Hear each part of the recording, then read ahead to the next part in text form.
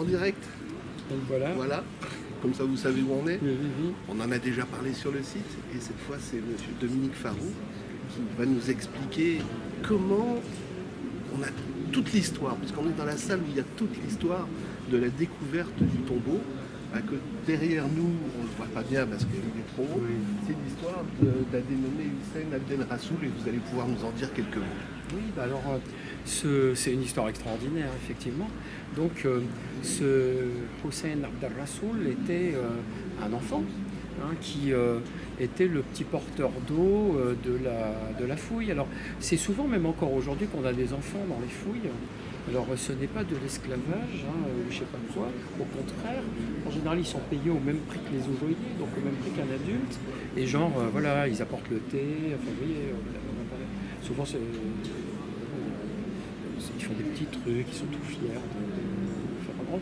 ça sert de mascotte à l'équipe, et je pense que c'est exactement ce qui s'est passé chez Carter, puisque donc ce petit garçon là a été photographié avec le bijou que nous avons juste à côté de nous, qui est absolument extraordinaire. On verra après, voilà. Je mettrai la caméra dessus. Bah oui, parce que, je veux dire, ce petit garçon, je sais pas quel âge il peut bien avoir, une dizaine d'années, 12 ans peut-être. Difficile quelque chose comme ça. Voilà, oui. Et vous imaginez, toute sa vie, il a dû se souvenir qu'il avait porté comme ça, je sais pas, un bijou qui, à lui tout seul, aurait permis de payer 4 fois le village dans lequel il habitait, ou je sais pas, enfin... Oui, on imagine aisément. Voilà, et en plus, comment dire, le bijou extraordinaire de la tombe du roi, enfin de la caverne d'Ali Baba, enfin un truc de fou. Alors en plus, il s'appelle Abdel Rassoul, et donc c'est un descendant de la famille Abdel Rassoul, qui sont ceux qui avaient découvert au XIXe siècle, qui avaient pillé en fait à l'époque, qui avaient pillé les cachettes des tombes royales de l'époque de Gustave Maspero. C'est extraordinaire. Cette famille, d'ailleurs, ces gens qui étaient des pilleurs et qui, après avoir été pris sur le fait, enfin bon, etc., sont devenus les policiers, les gardiens des tombes. Vous savez, c'est comme Vidocq, quoi. Voilà, quelque chose comme ça. Donc il y a plein d'histoires derrière cette histoire.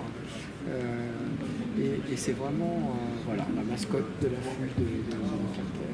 Bon, la fouille de Carter, c'était en 1922. Voilà. Et alors, quand on suit le parcours, on voit jusqu'aux dernières années où on apprend que les maladies supposées n'étaient pas les mêmes, c'était pas exactement ce qu'on pensait, parce on n'avait toujours pas élucidé le mystère de la mort du pharaon le plus célèbre au monde maintenant.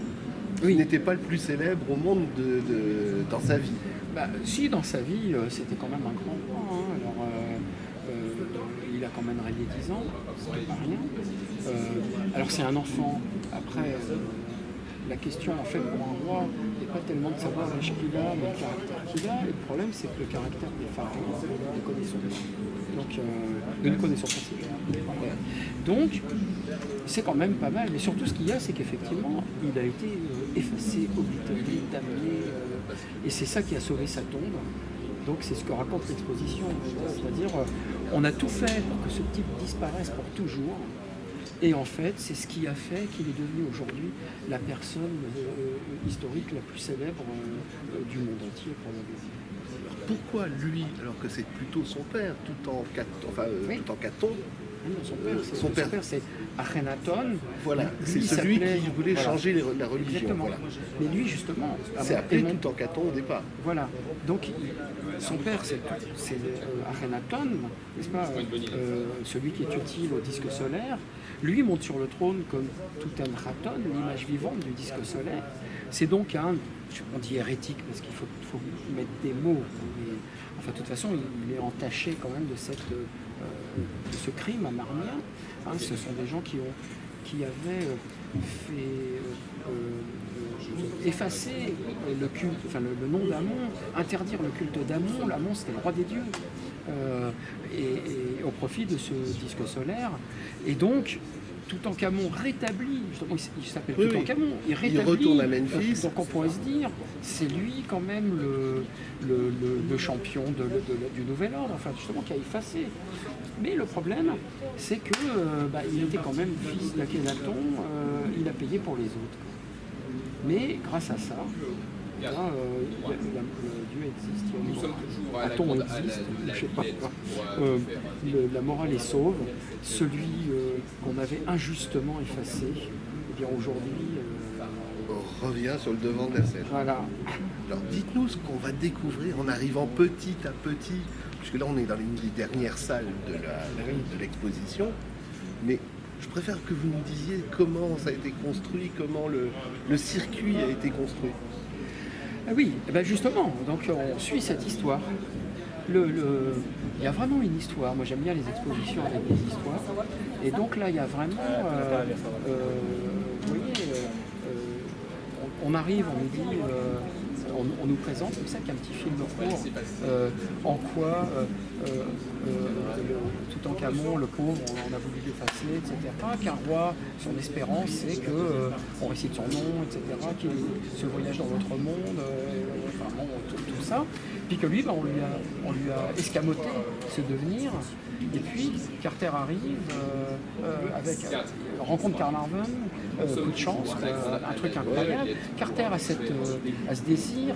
Carter sait très bien sait très bien. Vous savez, on sait toujours quand on a fini par le trouver. Enfin, il espère, il est persuadé qu'il va la trouver, cette tombe, parce que lui pense que le tombeau n'a pas été pillé, on n'a aucun objet de cette tombe, donc c'est qu'il a été oublié. C'est un pari incroyable. Et ça marche. Alors on ne raconte pas tout le détail, mais on comprend que... Alors voilà, il arrive et puis on entre. On a la superbe statue du Louvre, on a ce chef-d'œuvre incroyable que le Louvre a prêté, qui justement ne sera qu'ici d'ailleurs, mais qui montre que voilà ce qu'on a fait à Toutankhamon. On lui a coupé la tête, on lui a coupé les bras. Enfin, je parle de la statue. Hein. Oui. On a effacé le nom et on a même coupé les mains d'Amon pour qu'il ne puisse pas le protéger. Puis on entre, voilà, le début de l'histoire. On suit les objets dans l'ordre de découverte de Carter. On va jusqu'au corps du roi, puis jusqu'au trésor, au fond des choses. Puis on arrive ici, et là on nous dit, bah voilà, ça y est, la fouille a été faite, alors voilà ce qui s'est passé. Les touristes, les journalistes, les restaurateurs, les anecdotes avec voilà, cette histoire de l'enfant qui est un peu la mascotte de la fouille, parce que c'est ça. On nous montre les objets qui vont avec, et puis